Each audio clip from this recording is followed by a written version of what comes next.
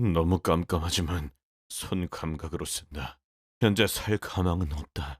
만약 누군가가 이 글을 읽는다면 가족들에게 안부를 부탁한다.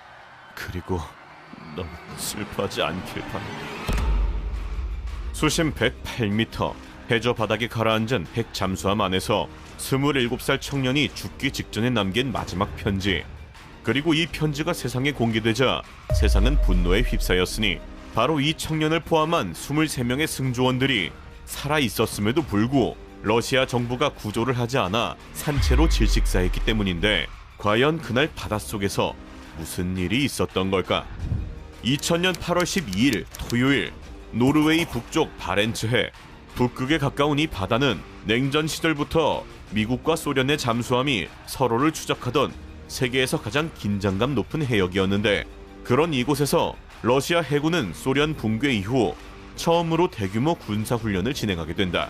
소련이 무너진 뒤 러시아의 핵 잠수함은 190척에서 50척으로 급감했고, 남은 잠수함들도 예산 부족으로 제대로 된 정비조차 받지 못하고 있었으니 흡음 타일은 떨어져 나간 채 방치되었고, 장비는 교체 시기를 훌쩍 넘긴 것들 뿐. 푸틴 대통령은 이런 상황을 숨기고 강한 러시아의 모습을 세상에 보여주기 위해 대규모 훈련을 강행한 것이었다.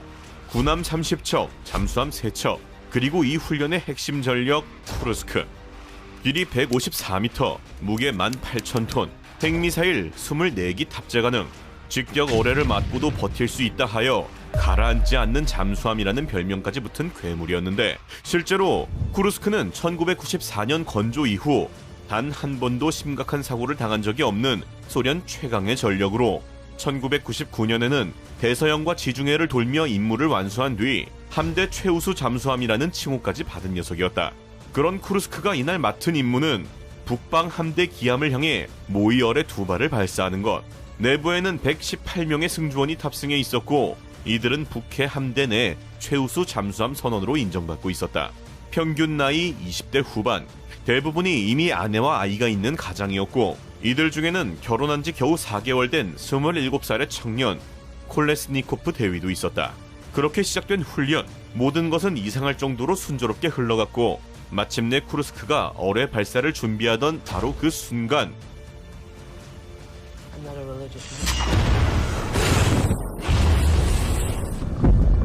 갑자기 발생한 강렬한 폭발.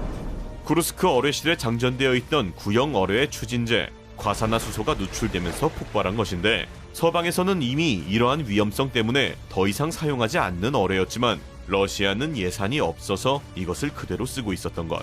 폭발 한 번에 함장을 포함한 지휘부 전원 몰살, 긴급 부상 시스템을 작동시킬 수 있는 사람이 아무도 없었다. 그리고 생존자들이 패닉에 빠져있던 2분 15초 후,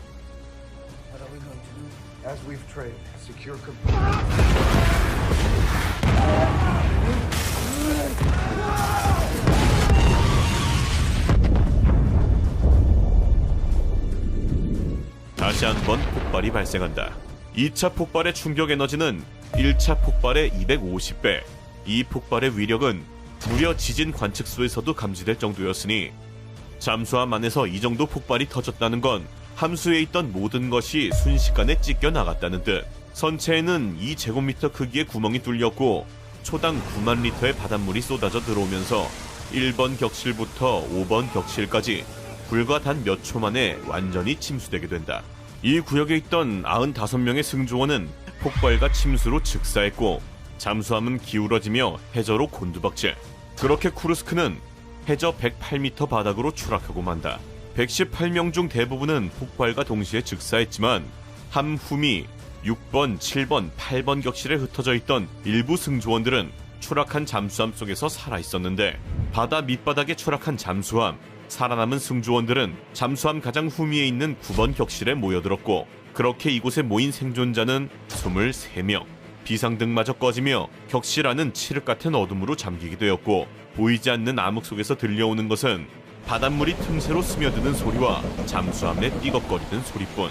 수심 108m의 바닷물 온도는 손끝 발끝의 감각을 앗아갈 정도로 차가웠고, 시간이 지날수록 남은 산소는 줄어들 것이었으니 그야말로 남은 생존 시간의 카운트가 시작된 것이다. 이들에게 남은 건 딱 하나, 누군가가 자신들이 살아있다는 걸 알아채주는 것뿐. 이들은 망치로 잠수함 벽을 미친 듯이 두드리기 시작하는데 수심 108m 해저에서 울려 퍼지는 절박한 금소금. 그러나 바닷속 깊은 곳에서의 사투는 세상에 들릴 리 만무하였다. 23명의 생존자 중 최선임자인 27살 콜레스니코프 대위는 어둠 속에서 손의 감각만으로 글을 적기 시작한다. 첫 번째 장에는 생존자 23명의 이름을, 두 번째 장에는 아내에게 보내는 마지막 편지를 적는데 너무 깜깜하지만 손 감각으로 쓴다. 현재 우리가 살 가망은 없다. 여기 남은 생존자들의 이름을 남기니 만약 누군가 이 글을 읽는다면 가족들에게 안부를 부탁한다. 그리고 부디 너무 절망하지 않길 바란다. 결혼한 지 겨우 4개월 된 27살의 청년. 그는 사고 직전 아내에게 군번줄과 십자가를 건넸는데 왜 건넸는지 아내도 몰랐고 본인도 설명하지 않았다. 다만 무언가 불길한 예감이 있었을 뿐. 그리고 이 예감은 틀리지 않았던 것인데, 그리고 이때부터 이들에게 진짜 지옥이 펼쳐지기 시작하였으니 쿠르스크가 침몰한 사실을 러시아 해군이 파악한 시점은 어뢰 발사 예정 시간이 지나도 보고가 없었던 8월 12일 저녁, 즉 폭발이 발생하고 무려 수시간이 지나서야 뭔가 이상하다는 걸 깨달은 것인데, 그러나 러시아 정부의 대응은 더 충격적이었으니 바로 사고를 은폐하기 시작한 것.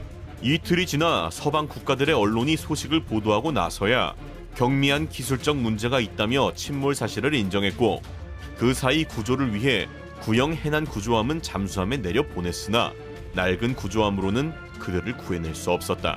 이때 영국과 노르웨이가 구조 지원을 제안을 하는데 영국 해군은 최신 심해 구조 장비를 24시간 안에 투입할 수 있다고 했고, 노르웨이 역시 전문 심해 잠수팀을 즉시 파견하겠다고 제안하였다. 그러나 돌아온 러시아의 대답은 거부. 자국 해군의 최중요 전력인 핵 잠수함을 외국에 보여줄 수 없다는 이유였다. 즉 23명의 목숨보다 국가의 위신이 더 중요했던 것. 당시 푸틴 대통령은 흑해 리조트에서 휴가 중이었는데 잠수함이 침몰하고 5일이 지나서야 현장을 방문하게 된다. 현장에 도착한 푸틴에게 한 기자가 묻게 되는데 잠수함에 무슨 일이 생긴 겁니까? 푸틴의 대답은 그냥 가라앉았습니다. 118명이 죽었고 23명이 갇혀있는 상황에서 돌아온 너무나 허무한 대답. 러시아 국민들의 분노는 극에 달했고 결국 이 사건은 푸틴 집권 초기 최대의 정치적 위기로까지 기록되게 된다. 그 사이 9번 격실의 23명은 아무도 오지 않는 어둠 속에서 여전히 구조를 기다리고 있었는데 심해에 침몰한 잠수함. 시간이 흐를수록 격실 안의 산소는 줄어들고 이산화탄소는 차오르고 있었다. 이대로라면 질식이 먼저 올 터 23명은 이산화탄소 제거 카트리지를 작동시키기로 한다. 이 카트리지는 화학 반응으로 이산화탄소를 흡수하는 장치였는데 문제는 이것을 다루려면 빛이 필요했다는 것. 그러나 전력이 꺼진 격실 안은 눈앞에 손가락조차 보이지 않는 암흑. 어둠 속에서 손의 감각만으로 화학 장치를 조작해야 했는데 더 큰 문제는 이 화학 장치는 물과 기름에 닿으면 격렬한 화재를 일으키는 성질이 있다는 것. 그리고 하필 9번 격실 바닥에는 스며든 바닷물과 기름이 고여 있었으니 그렇게 어둠 속에서 카트리지를 조작하던 중 카트리지가 바닥에 떨어졌고 그 순간 격실 안에는 순식간에 불길이 치솟았고 그렇게 밀폐된 공간에서 화재로 결국 23명 전원이 질식사하게 된다. 8월 18일 무르만스크 해군기지. 유가족들이 모여 쿠르스크호의 침몰 상황에 대한 설명을 듣고 있었다. 그러나 러시아 해군의 설명에는 구조 의지가 전혀 보이지 않았고 결국 승조원의 어머니 한 명이 분노에 휩싸여 소리를 지르기 시작한다.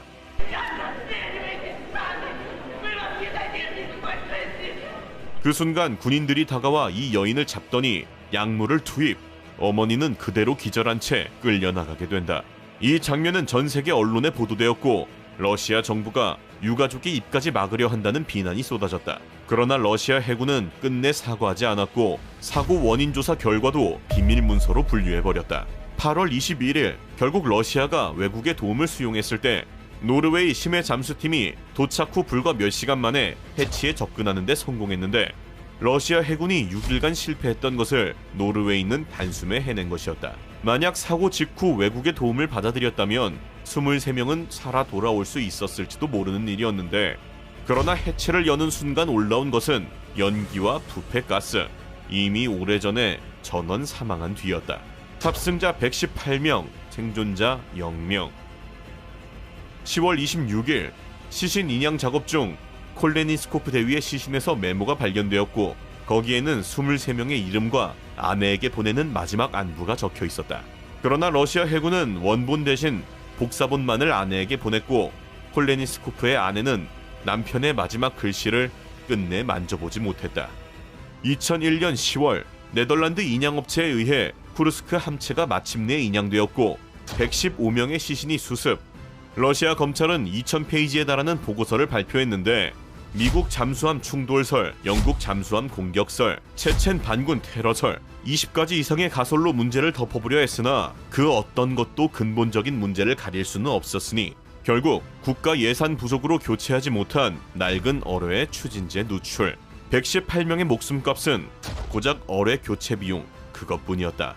강한 러시아를 보여주겠다던 훈련에서 세상이 본 것은 가장 약한 러시아의 민낯. 취임 100일 된 대통령은 위신을 챙기려다 참사를 자초했고 세계 해군 역사에서 영원히 지워지지 않을 비극으로 남게 된다. 그로부터 19년 뒤 2019년 이 사건은 영화로 만들어졌고 전 세계 관객들은 수심 108m 해저에서 구조를 기다리다 죽어간 23명의 이야기에 눈물을 쏟았다. 그런데 수심 108m 해저에서 구조가 거부된 채 죽어간 사람들이 있었다면 지구 반대편에는 구조가 올 수 없는 상황 속 스스로 살 길을 찾아낸 남자도 있었으니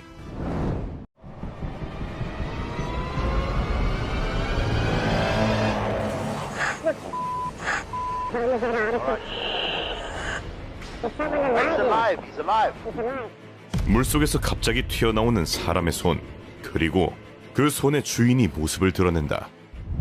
2013년 5월 26일 새벽 5시 아프리카 대륙 나이지리아 해안에서 32km 떨어진 대서양 한가운데 예인선 제스코 4호는 쉐브론 석유 플랫폼에서 초대형 유조선을 끌어내는 작업 중이었다. 이 해역은 나이지리아 델타 유전지대로 세계에서 가장 많은 석유가 뿜어져 나오는 곳이었지만 동시에 돈 냄새를 맡은 해적이 수시로 출몰하는 매우 위험한 해역으로도 유명했는데 따라서 선원들은 해적 습격에 대비해 밤에는 반드시 문을 잠그고 자야 하는 규칙이 있었다. 그러나 이날 밤 이 규칙이 비극의 원인이 될 줄은 아무도 몰랐으니 배에는 총 12명의 선원이 타고 있었고 그 중에는 이 배의 요리사 29살 해리슨 오켄에도 포함되어 있었는데 그는 매일 새벽 기도를 하는 독실한 크리스찬으로 이날도 어김없이 새벽 기도를 마치고 하루를 시작하기 위해 화장실로 향한다. 그렇게 화장실 문을 닫고 앉아있던 바로 그 순간 거대한 파도가 배를 뒤집는 데 걸린 시간은 딱 10초.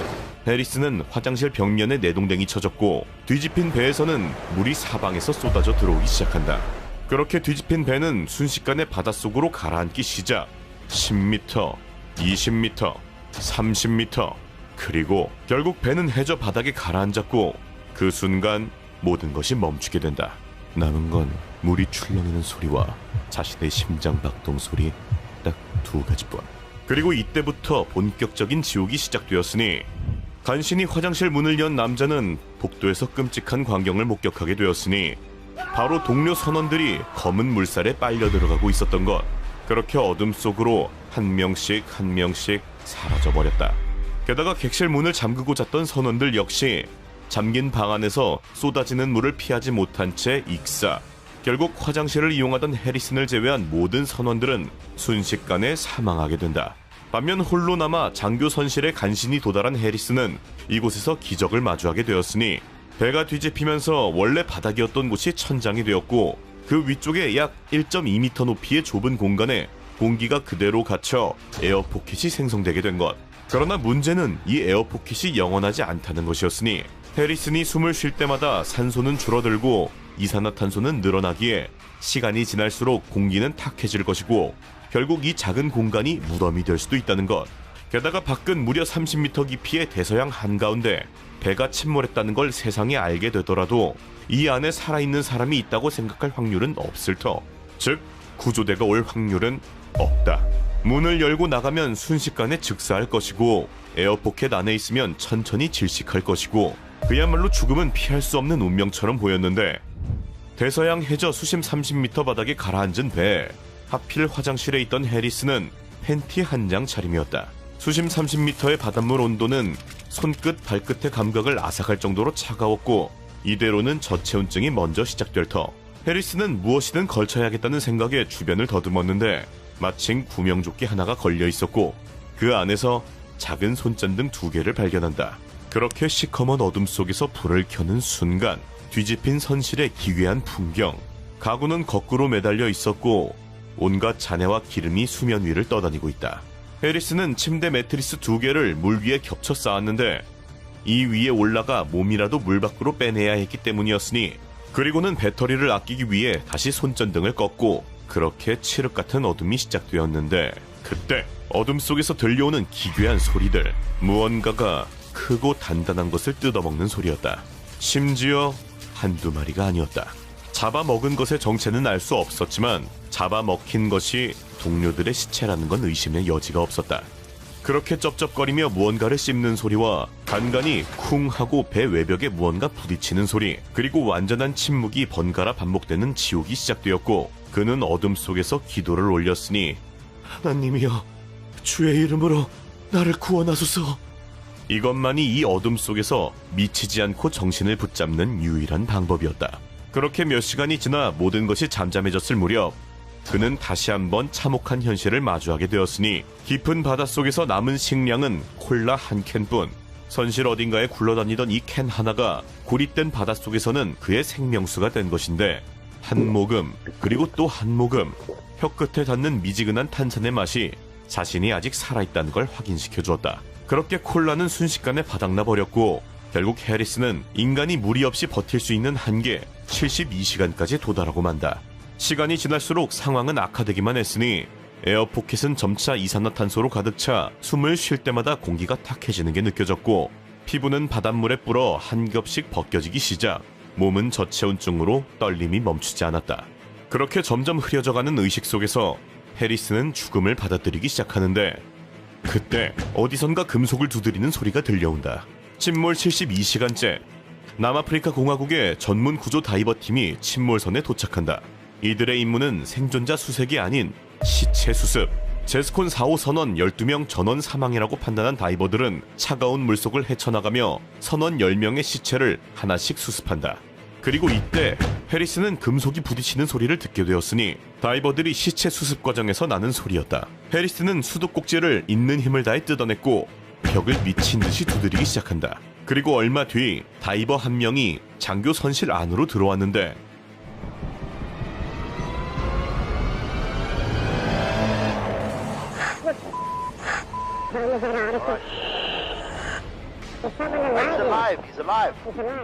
갑자기 나타난 손. 그렇게 말도 안 되는 상황 속에서 기적의 기적이 일어나게 된다. 그런데 여기서 진짜 문제는 72시간 동안 수심 30m에 있었던 해리슨의 몸속에는 치명적인 양의 질소가 녹아들어 있었다.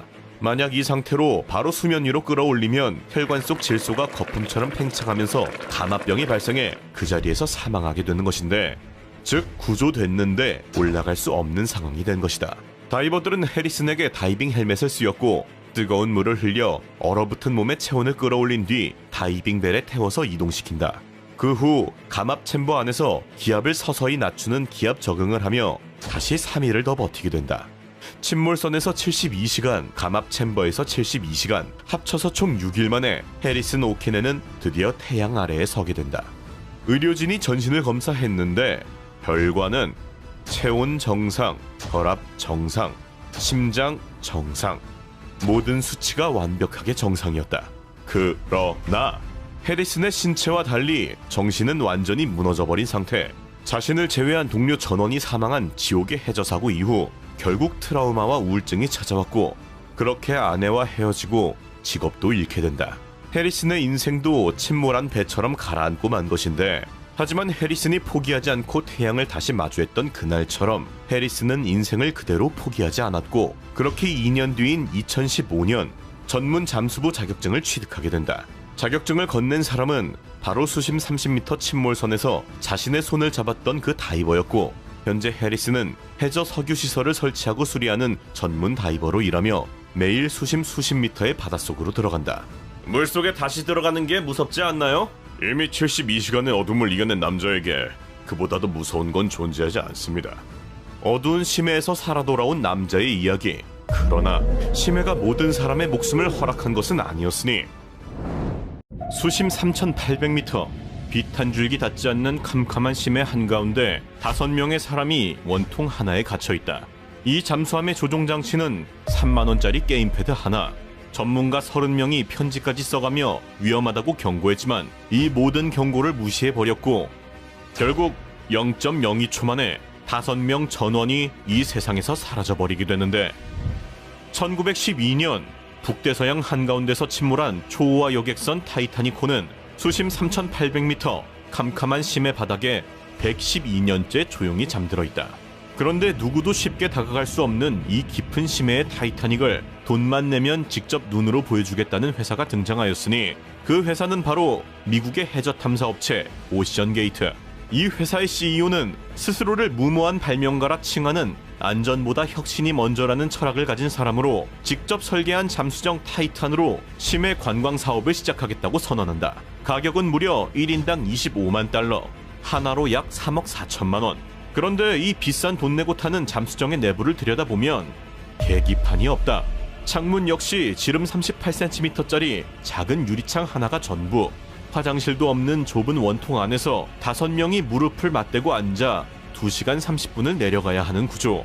그런데 여기서 가장 주목해야 할 것은 바로 선체의 재질이었으니 보통 심해 잠수정은 티타늄이나 강철처럼 압축에 강한 금속으로 만드는 것이 상식인데 비용을 줄이기 위해 탄소 섬유를 선택한 것. 탄소 섬유는 가볍고 싸지만 반복적으로 엄청난 압력을 받으면 미세한 수분이 침투하고 층 사이가 벌어지는 치명적인 약점이 있었던 것인데, 즉 잠수할 때마다 눈에 보이지 않는 균열이 조금씩 진행되는 일종의 시한폭탄이었던 것. 그러나 이건 시작에 불과했으니 2022년 여름 CBS 뉴스와의 인터뷰에서 CEO가 잠수정의 조종장치를 공개했는데 그가 꺼내든 것은 바로 로지텍 F710 무선 게임패드. 2005년에 출시된 구형 모델로 아마존에서 30달러, 한화 약 38,000원에 팔리고 있는 바로 그 물건이었다. 게임할 때 쓰는 그 게임패드를 수심 4,000m 잠수정의 유일한 조종장치로 사용하고 있는 말도 안 되는 상황인데 Run the whole thing with this game controller. 옆에 앉은 기자마저 웃음이 터져버렸는데 인터뷰 내내 게임패드를 이리저리 휙휙 던지며 장난감처럼 다뤘다. 물론 게임패드를 군사장비에 쓰는 건 드문 일이 아니긴 하다. 미 해군도 잠수함 잠망경 조작에 게임 컨트롤러를 사용하고 있으니.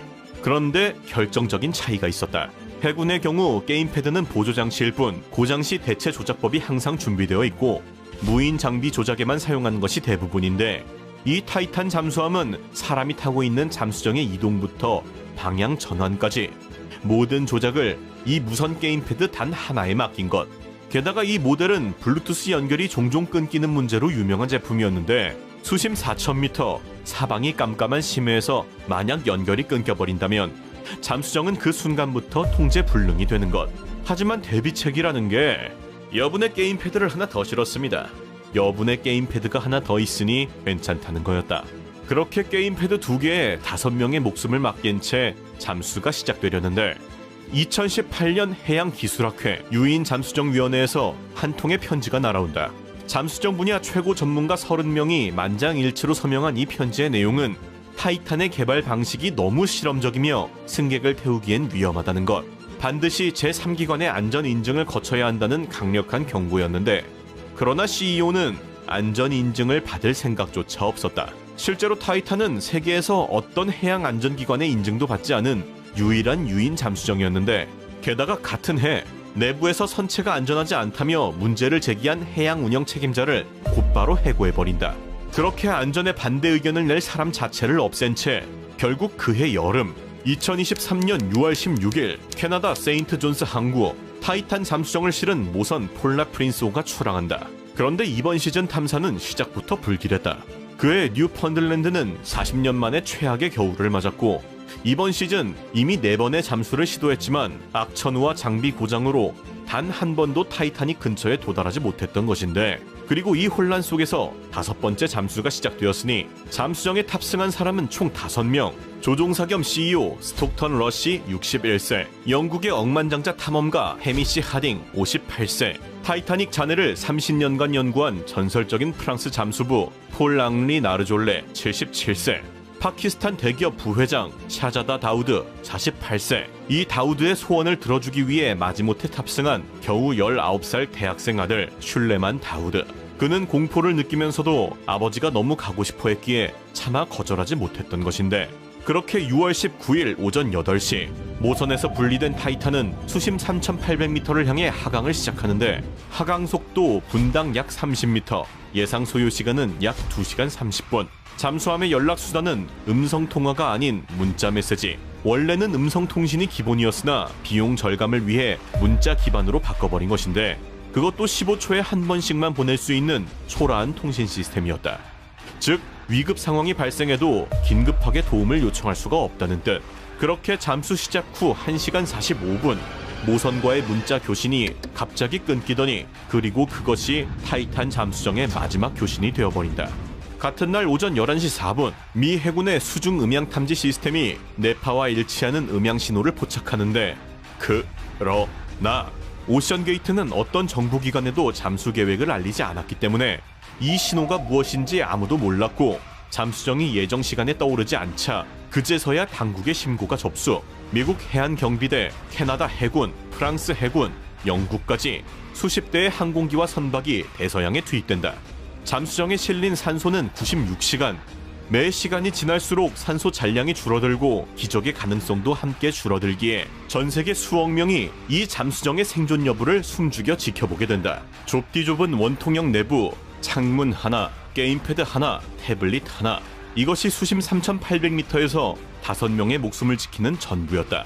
그렇게 시간은 흘러 6월 22일, 원격 조종 로봇이 타이타닉 뱃머리에서 약 500m 떨어진 해저에서 마침내 잠수정을 발견하는데, 결과는 5명 전원 사망, 수심 3,800m의 수압 약 380기압, 즉 손바닥 크기의 약 390kg의 무게가 사방에서 동시에 누르는 것으로 잠수정은 딱 0.02초 만에 부서졌다.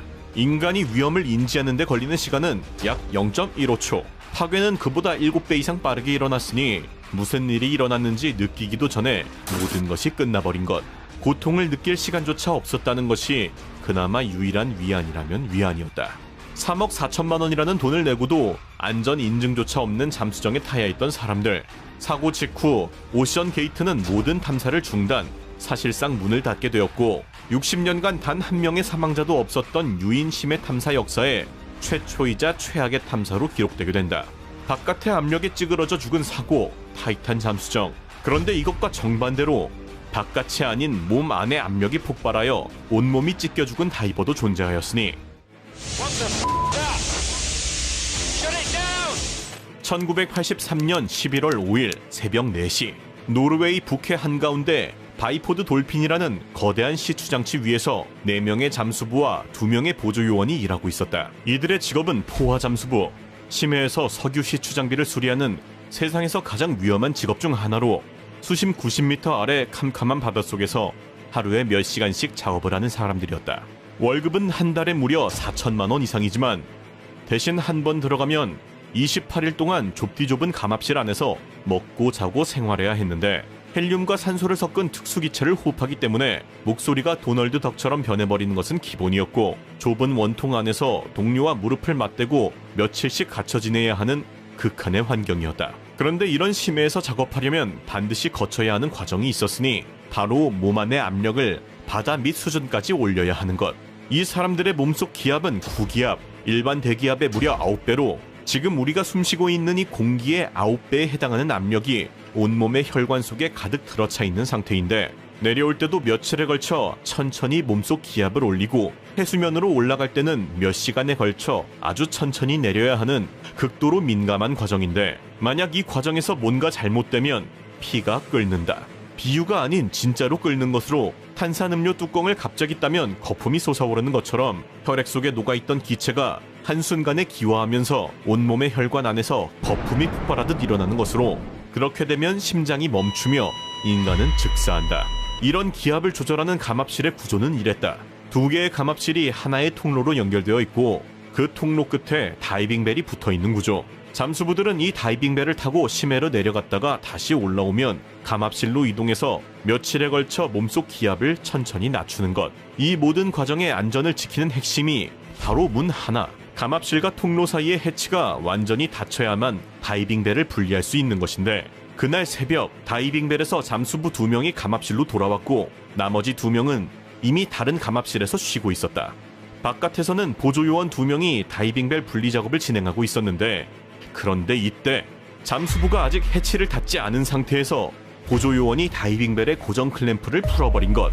당시 바깥의 소통수단이 벽에 붙은 확성기 하나뿐이었고 시추장치의 굉음과 거센 파도 소리 때문에 안쪽 상황을 제대로 들을 수 없었다는 것. 게다가 당시는 새벽 4시, 어둠 속에서 지치고 졸린 상태로 작업하고 있었던 것인데 결과는 명확했다.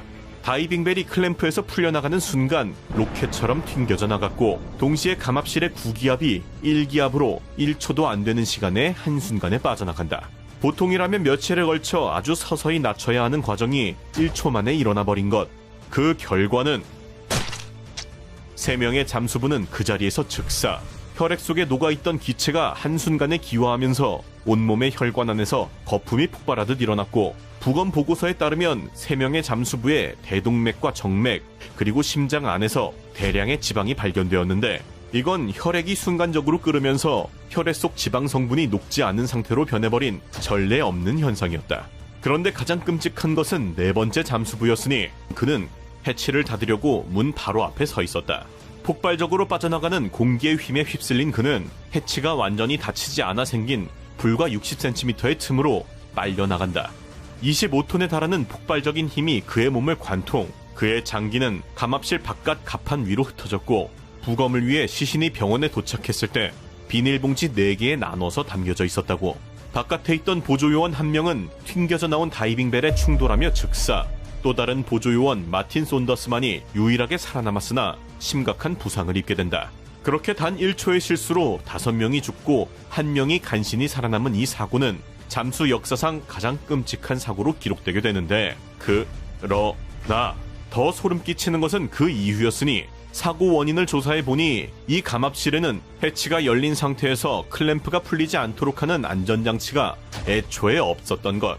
이미 그 당시에도 이런 안전장치는 존재했고 설치 비용도 크진 않았는데 있는 기술을 돈 아끼려고 장착하지 않은 것. 사고 후 노르웨이 정부는 한 달 만에 모든 감압실에 안전장치 설치를 의무화하였으나 이 사고에 대한 책임은 인정하지 않았고, 그렇게 유족들에게 보상금이 지급된 것은 사고로부터 26년이나 지난 2009년이었다. 치매의 압력으로 목숨을 잃은 다른 시대의 다른 사람들. 그러나 인류가 아직 정복하지 못한 이 깊은 바닷속에서 인간을 위협하는 것은 단순 압력뿐만이 아니었으니, 괴로운 듯 계속 숨을 헐떡이는 영상 속 인물, 그리고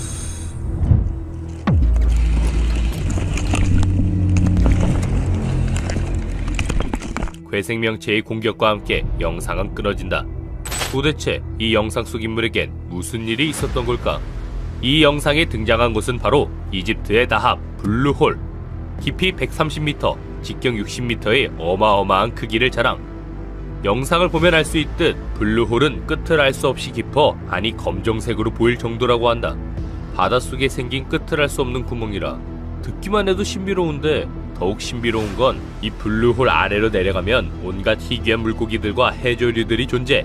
블루홀의 검푸른 바닷빛과 어우러져 극강의 아름다운 풍경을 자랑한다는 거다. 때문에 이 블루홀은 매년 다이버들이 끊이질 않는 그야말로 다이버들의 천국이 되었는데, 심지어는 이렇게 스카이다이빙으로 블루홀 수영을 즐기는 다이버까지 등장할 정도였다.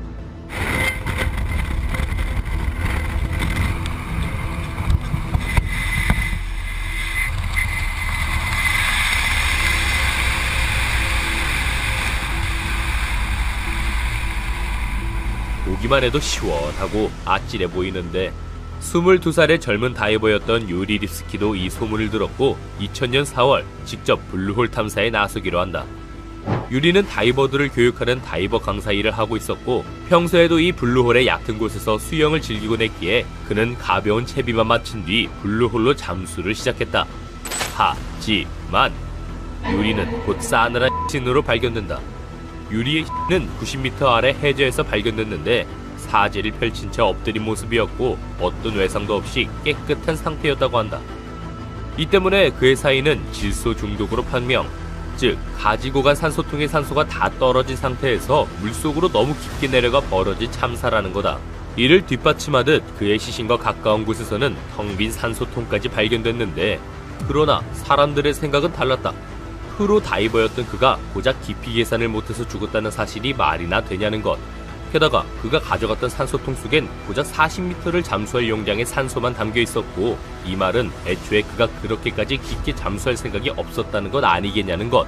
이렇듯 논란이 가라앉을 기미가 보이지 않던 순간 유리의 몸에서 의문의 카메라가 발견되며 상황은 급변한다. 카메라에는 유리가 죽기 직전까지의 8분 동안의 상황이 고스란히 녹화되어 있었는데, 자, 지금부터는 유리가 죽기까지 모든 과정이 찍힌 동영상이다. 평화롭게 다이빙 준비 중인 유리. 그러다 마음이 급했는지 함께 수영 중인 다이버보다 빠르게 아래로 내려가기 시작한다. 그런데 이 소리 들었나? 선명하게 들린 헬프라는 소리. 유리는 계속해서 숨을 몰아쉬며 빠른 속도로 가라앉는다. 그리고 결국 심해 밑바닥까지 온 유리. 그는 계속해서 고통에 찬 신음소리를 뱉었고 결국 산소통까지 벗어던진다.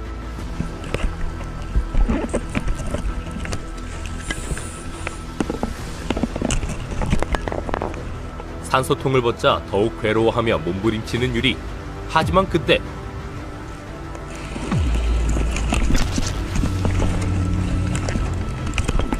방금 봤나? 심해까지 가라앉은 유리를 향해 빠르게 다가오는 이상한 생명체. 언뜻 날카로운 이빨을 가진 물고기처럼 보이기도 한데, 이 물고기가 나타난 후 유리는 고통에 몸부림치다 이내 영상이 끊어진다. 영상이 시작된 지 겨우 6분 정도밖에 지나지 않은 시점이었다.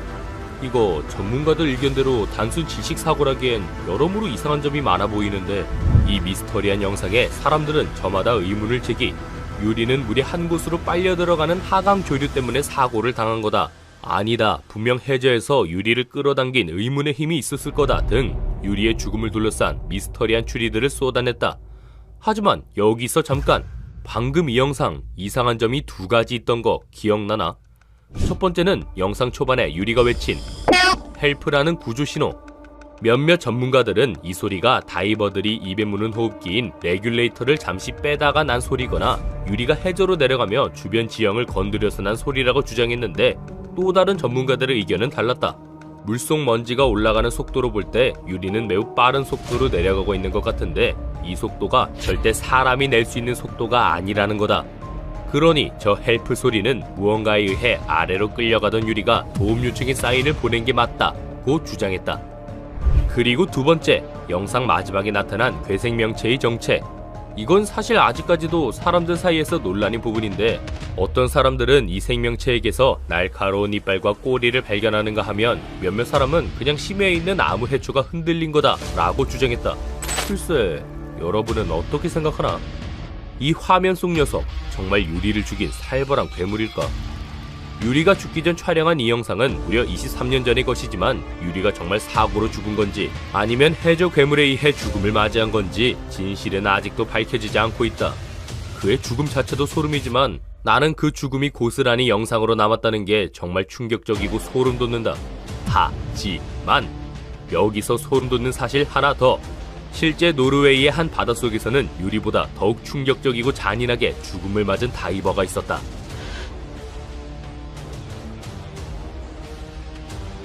1983년 노르웨이. 바이포드 돌핀 시추 장치에서 한 다이버가 전신이 찢겨 즉사한다.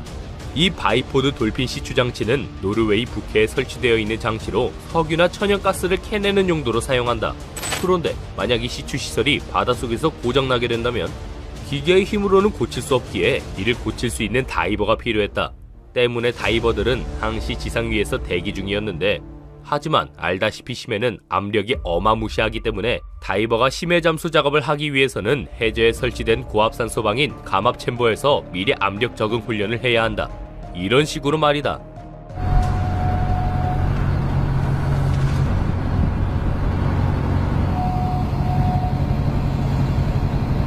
영상에서도 보이듯 감압 챔버는 사람이 맨몸으로 들어가는 데다 고압력에 밀폐된 방이기 때문에 상당히 위험 때문에 잠수부들의 압력 훈련을 돕는 다이브 텐더라는 직업이 따로 있을 정도인데 문제는 여기서 시작됐다. 1983년 11월 다이브 텐더 윌리엄이 다이버들이 있는 감압 챔버의 문을 열어버린다. 그 결과 다이버들의 몸이 엄청난 기압차를 이기지 못하고 모두 즉사. 3명의 다이버는 몸속에 혈액이 끓어 사망했고 1명의 다이버는 끔찍하게도 문틈으로 구겨져 뽑혀나가 전신이 찢어지며 사망했다. 8기압의 고기압이 아주 작은 틈에 가해졌으므로 135톤 정도의 힘으로 눌려 구겨진 것. 정말 숨도 못 쉬고 그대로 즉사한 거다. 사건의 전말은 이랬다. 당시 감압 챔버에는 낮은 기압을 가진 이동용 잠수함 다이빙 벨이 연결, 부기압을 유지하던 챔버 문이 열리며 낮은 기압의 다이빙 벨에 노출됐고 이때의 기압 차이로 이 대참사가 벌어지게 된 거라는데 안타깝게도 다이브 텐더가 왜 감압 텐더 문을 열었는지는 아직도 밝혀지지 않았다고 한다. 이 사고를 접한 사람들은 시추기계의 소음 때문에 의사 전달에 혼란이 있었을 거다. 다이브 텐더가 잠도 못 자고 일해서 제정신이 아니었을 거다 등 이 말도 안 되는 대참사의 책임을 한 사람에게 지우지 않으려 했었다. 그리고 1983년 발생한 이 끔찍한 다이버 사망사고 이후로 전 세계의 시추장치에 대한 안전조치가 강화, 사고율이 크게 줄어들었다고 한다.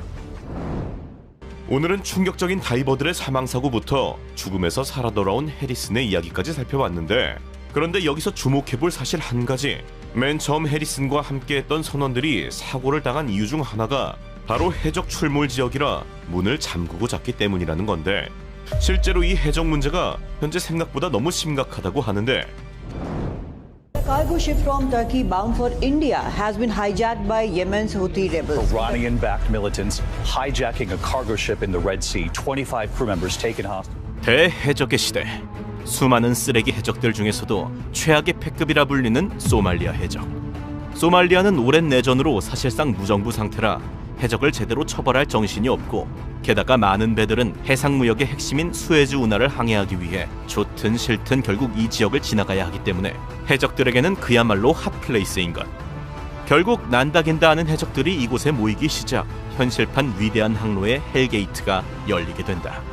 한국은 물론 북한의 선박까지 해적에게 납치당하는 등 전 세계의 나라들이 이 해적에게 시비 털리기 시작하자 결국 열받은 세계 정부는 대해적 시대를 선포. 전 세계의 해군과 해적 사이에 범죄와의 전쟁이 시작된다. 선글라스를 낀 채 무자비하게 조지는 형님.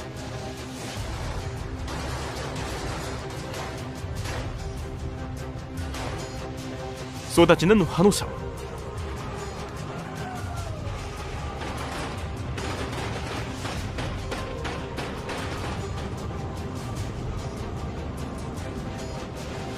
불쌍한 해적들이 마주친 대상은 하필이면 세계 최강 전력 미 해군. 국방 예산에만 1,000조 원을 쓴다고 해서 천조국이라는 별명을 가지고 있는 미국은 그만큼 살벌한 기술력과 장비를 활용, 개빡센 전투력을 자랑한다. 실제로 미 해군이 무서워서 전 세계 바다의 평화가 이뤄진다는 말이 있을 정도. 만약 해적들이 미군을 만나게 된다면 막강한 화력 앞에 그냥 개처발릴 뿐이다. 그런데 러시아 성님들에 비하면 이것도 양반이다. 무자비하게 해적들을 조지는 러시아 성님들, 무참히 조져진 해적들에게 다시 바주카포를 갈기는 성님들, 완전히 다져진 해적들에게 다시 웃으며 총을 난사해주는 성님들. 이쯤 되니 누가 해적인지 헷갈리는 수준. 실제로 범죄자의 인권 따위 개나 줘버린 불금국 성님들이 해적을 대하는 방법은 아주 명확하다. 실제로 생포한 해적들이 법적 근거 미약으로 풀어줘야 하는 상황이 되자 상어떼가 서식하는 바다 한가운데 던져버리고는 풀어줬다고 홍보. 죽이진 않았지만 죽었을 수도 있습니다를 시전해버린다. 이러한 대응 때문인지 해적들도 러시아 선박들은 건드리지 않는 편이라고. 그런데 만약 이런 해적들이 절대 존엄 백두혈통의 북한을 마주친다면 어떻게 될까? 그리고 진짜 열심히 만들었는데 인간적으로 지금쯤에서 좋아요와 구독 한 번씩 눌러주고 매일 극한 세상 이야기 받아보길 바란다. 그럼 바로 간다. 2007년 10월 소말리아 해적들은 북한 선박 대홍단호를 납치. 처음에는 그냥 왜소한 동양인들이라고 개꿀이라고 생각하고 있던 찰나 갑자기 납치당한 북한 선원들이 공격을 시작한다. 심지어 선원들은 맨손이었는데도 불구 오히려 무장한 해적들을 개발라버리는 어처구니 없는 상황이 발생. 뒤늦게 미 해군이 구출하러 달려왔지만 이미 상황은 종료되어 있었다고. 이 말도 안 되는 소식은 전 세계에 퍼지게 되었고, 선원들이 사실 특수부대 출신이라는 이야기부터 평범한 선박인 대홍단호는 사실 김정은의 군함이라는 이야기까지 온갖 쌉소문들이 나오게 된다. 그 후 2009년 모가디슈, 북한의 평범한 화물선이 다시 한번 해적들에게 습격을 받는 일이 발생하였었는데, 로켓탄과 기관총을 쏴대는 해적들에게 고작 화염병으로 대응. 신기하게도 또다시 상황을 벗어나는 극히 평범한 북한 선원들. 군대를 10년씩 까버리는 백두혈통의 나라는 도대체 어떤 곳인 거냐. 그런데 이쯤 되니 우리 한국의 UDT도 빠져있을 수 없다. 한국 UDT의 전설적인 해적 소탕 사건 아덴만 여명작전. 2011년 1월 한국의 화물선 3호 주얼리호가 소말리아 해적들에게 납치되게 된다. 이 긴급한 소식은 즉시 이명박 대통령에게까지 전달되었고, 대통령은 곧바로 한국 최강전력 청해부대의 UDT에게 구출 명령을 때리게 되는데, 그 사이 해적들에게 소말리아로 끌려가고 있던 3호 주얼리호의 선장 석혜규는 일부러 엔진 오일에 물을 내고 배를 고장내는 등 한국군이 접근할 시간을 벌기 위해 목숨을 건 내부작전을 병행한다. 그리고 마침내